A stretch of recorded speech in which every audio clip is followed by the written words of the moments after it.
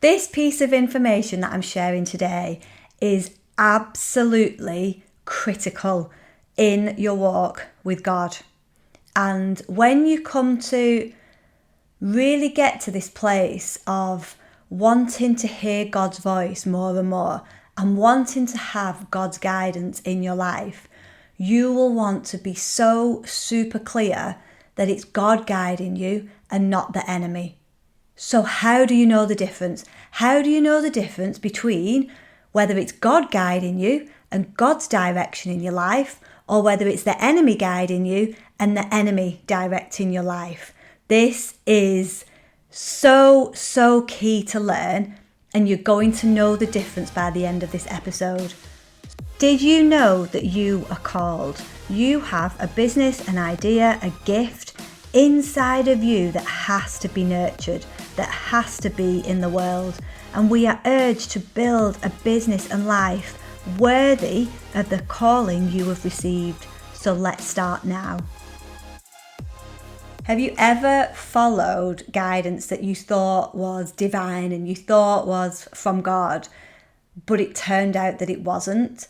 It can be really frustrating, and it can take years. It can feel like the enemy has stolen years, so much time, so much energy, and we don't want that anymore. We are not buying into the lies of the enemy anymore. We're not going to go with the enemy's guidance and direction anymore. Enough is enough.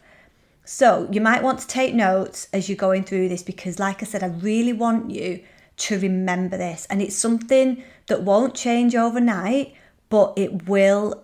By knowing this and remembering it, you'll start to be able to work this into your life, so you'll know the difference. So maybe make notes in your phone or grab your journal. And as a believer, you will want to be, more than anything, on God's plan, because you won't want to waste any more time chasing the wrong things, going after the wrong things, the wrong people, the wrong situations, the wrong goals and dreams.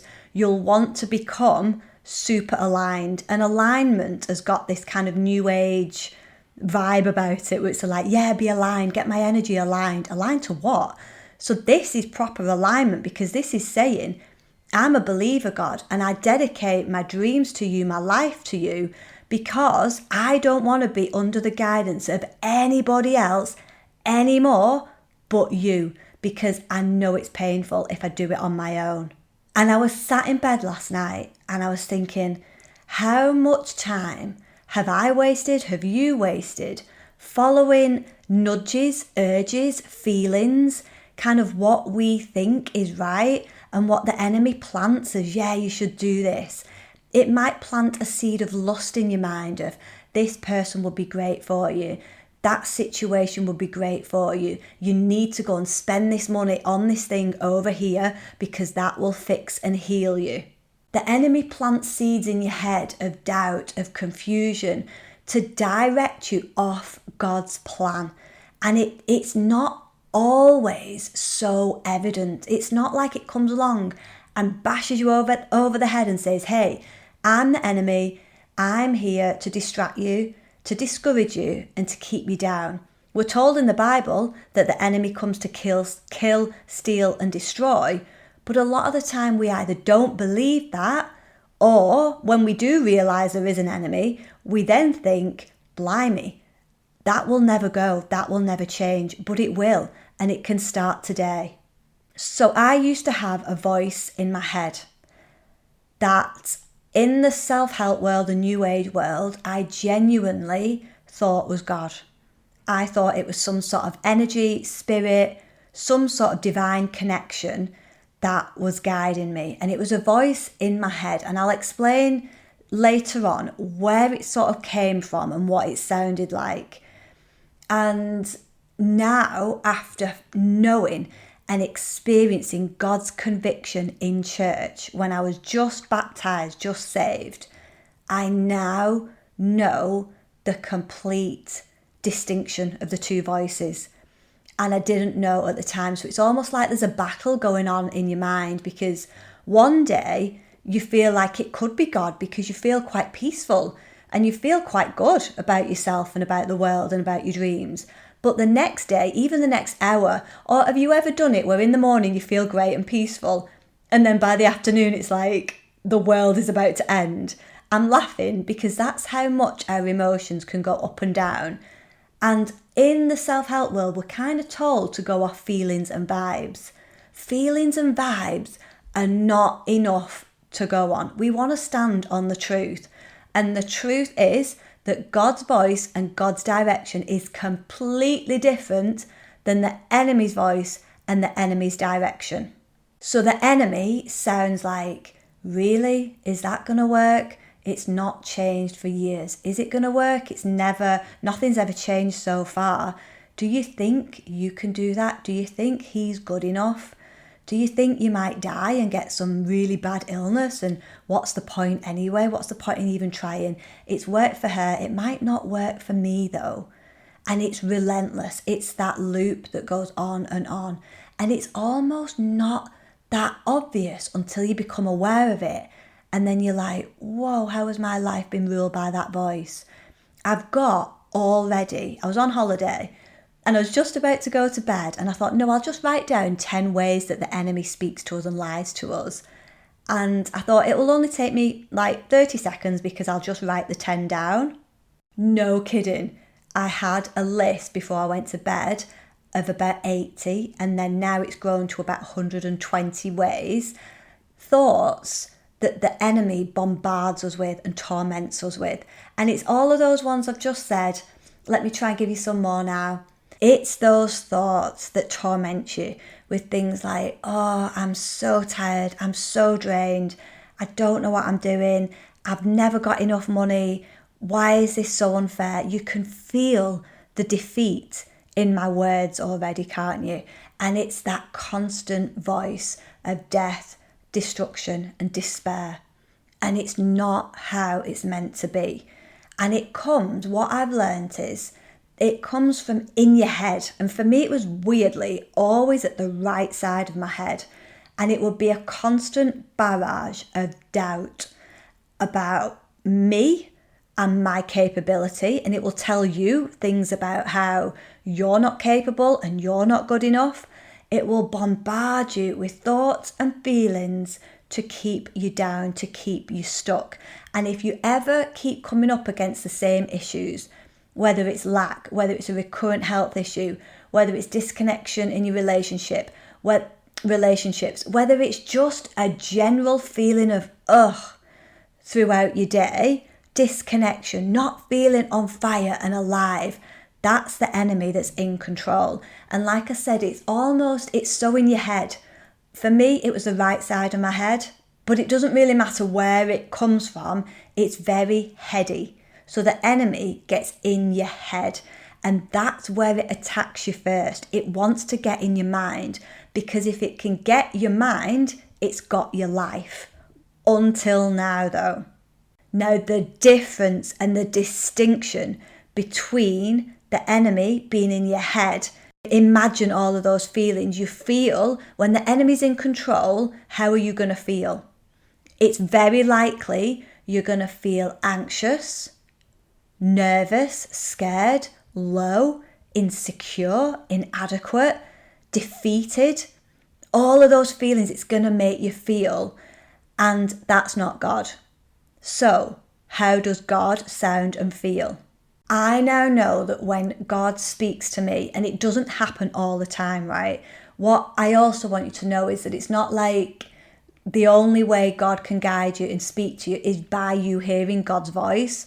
Some people that have been Christians and believers for a long time that I respect say that that's not how God guides them. For me, I've heard God guide me very clearly. How many times since I've been saved? Probably maybe 2 or 3, because the guidance comes from other ways as well, which we'll go through on other episodes. But when we're talking about hearing God guide you, it doesn't come from your head. That's the enemy. And it doesn't feel down and defeated and full of discouragement and anxiety. It doesn't feel like that. God's conviction and God's voice comes from deep inside of you, because God is inside of you. It's almost in like the heart area, but so deep inside. And I remember it to be very calm. Now, it wasn't a very pretty message. It's not like God's always speaking like, hey, you're amazing, everything's going to be okay. It was conviction. When God convicts you, it's like when you tell, if you've got a child and they're about to do something dangerous, or they need to be told that something isn't good for them. You don't just go, hey, don't stick your hand in the fire because that's going to hurt. You convict them, don't you? Like, no. Now, when I was convicted in church, and I'd already said, yeah, Jesus, take my life, put my hand up in church. Hadn't been baptized at that point, but still, I'd surrendered everything. And I was saying during the worship, and I could hear the enemy in my head, and it was tormenting me in my head. I knew it was right inside my head. And it was saying, is there any point of being here at church? What's the point? You're wasting your time. You could be at home doing something else. It was constant barrage. Really, really, do you need to be here? That's what it was saying. And I just ignored it, didn't fight it, and I just ignored it. And I just said quietly, everybody else was worshipping. It was beautiful. I wasn't listening to the song. I wasn't singing. And I was just closing my eyes and I was saying, God, are you there? Are you there? Please speak to me. God, are you there? Over and over again. Jesus, are you there? God, somebody speak to me. Tell me that you're there. And I heard God convict me, and it didn't come from my head. It came from my soul. It was so deep inside. And I heard God say to me, and you've heard me say this before on another episode. I won't go into the detail now, but I heard God say, stop being promiscuous. It started at 13. And he gave me the timeline. He was like, because of this, it was this situation that led to this relationship and this abuse. And then you did this and this and this and this. And it's not condemnation, that the enemy is in your head condemning you, putting you down all of the time, putting your business down, you down. It wants to quit your business. It wants you to give up and not become the woman you are created by God to be. It's attacking that every single day. And God inside convicts you. And he said to me, stop being promiscuous. So it wasn't a pretty message, because it was like, oh, okay, I'll stop doing it then. It was full on, but it was gorgeous. And it came with a calmness and with a strength that the enemy does not have. So the distinction here, very, very clear. Please write this down. Please remember this. Tattoo it on your head. The enemy is in your head. It's in the head area. And it says, do this. It justifies things. So do this. And these are all the reasons why it's a great idea. But a lot of the time, when you go back and you look at the things it's tried to guide you to do, that you knew didn't feel good, but you thought it was the right thing to do, it's justified a lot of it. Like, spend that money, be with that person, do that thing that is usually the opposite of what God is telling us to do. The enemy is very frenetic, very anxious, and it chatters away constantly. God doesn't do that. God is so still. God's voice is so still, powerful and strong, and it convicts you. It speaks to you from deep inside of your soul. And that's what I really want you to remember as the difference. The enemy will chat to you all day long if you let it. God doesn't necessarily speak to you all day long, but you can be with God and in God's presence all day long if you choose to be. And it's a choice you have to make, because the enemy will win if you don't make that choice. But what if you still don't know whether a situation that is on your mind right now is the enemy guiding you or whether it's God guiding you? What if you still don't know what to do, basically, as your next step? Then I would always ask yourself, how do I feel? Because God won't come with the fear and the anxiety and the freneticness, if that's even a word. It won't come with a list of justifications of why you should do it. And it's not about going off your feelings, because like I said at the beginning, feelings and vibes aren't enough, but they're a guidance system. I would never now make a big decision in my life or any decision based off a feeling. I would base it off, God, what do you want me to do? So if you still don't know if it's the enemy or God guiding you, like you've got this information now, you know that if you're so in your head and it's bombarding you and it's down and it's defeated, then that's the enemy. If it's anxiety and fear, it's the enemy. God won't bombard you like that. You'll get a nudge, you'll get guidance. It probably will come from somebody else in your life. Somebody else especially that is a believer. It'll come from a post you read on social media of somebody, again, that is a believer. Seek these people out and be with them. Get in the room with them, whether it's an online room, whether it's on social media. Get in the room of people that are being guided by God, because then you'll get to know that too. So it won't be bombarding you in your head. I don't like to say there'll be a peace when God guides you, because sometimes, like for me, when it was, that guidance of stop being promiscuous, there was a peace with it because I knew it was God. But it's not like everything was rosy. I clearly had things to do. I clearly had things I needed to change in my life. So it was not like, oh, God's guiding me, everything's perfect. This is an experience. This is a different way of you living and being, and it's about walking it out. It's about knowing this information and going into your days now with that awareness of, oh, that's what Laura Jane was saying. She was saying that the enemy would torment me and beat me down. So that's the enemy speaking to me. That's not God. And it's not like God's just going to suddenly go, hey, I'm here, do this instead. This is about building a relationship which takes time. And I always stutter over my words when I get dead excited about this, because it's a relationship. It's not about religion. It's not about control. This is about you creating a relationship with God. And the closer it gets, the more you hand over, the more you stand up in your authority and say no to the lies of the enemy, God can then come out and show out in your life. This is a lifestyle. This is a way of being. This is every day getting up and saying, hey, God, this is your day. Your will be done, your plan, your thoughts, your feelings. I want you. This is you saying in the morning, I want your plan, God.